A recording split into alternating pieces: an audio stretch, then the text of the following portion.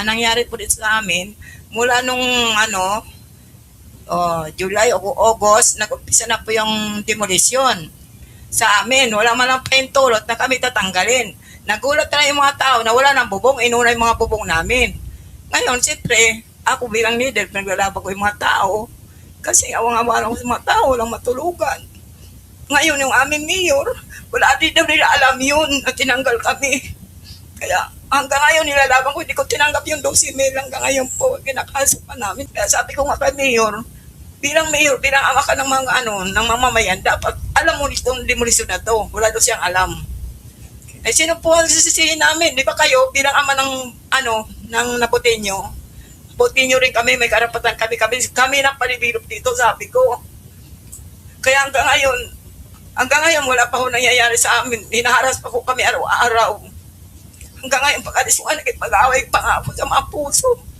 Kasi natanggap na, kalagay sa gilid na po. Kasi na po sa tinatanggal pa rin. Hanggang ngayon, alam niya, anong papangkin ko yan. Kung saan pa yung may pera doon nila kinakampihan, mga mali na sistema ang ginagawa po nila, doon pa rin sila kumakampi. Pati namin, chairman po namin, bakit po kami tinidimulis? Wala man lang court order.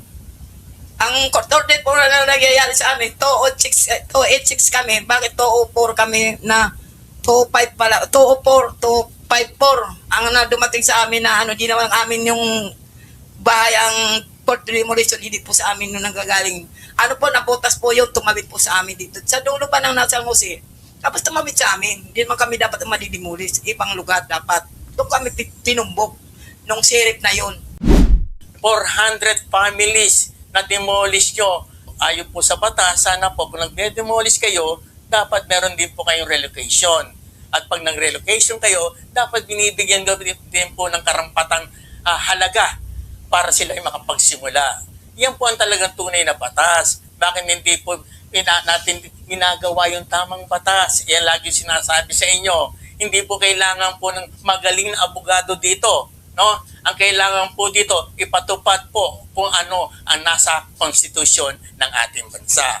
Kaya sana po sa mga nakakarinig at mga nanonood dito sa Margo TV, sana po ay bigyan pansin natin nito, lalo-lalo sa ating mga politikong sa natao ng leader na dapat silang tumutulong, sila pa ang nagiging problema sa ating mga suliranin, lalo-lalo na sa ating kabahayan, kalupaan at ang tinatawag nating sariling kapakanan lamang ang ating inuusad.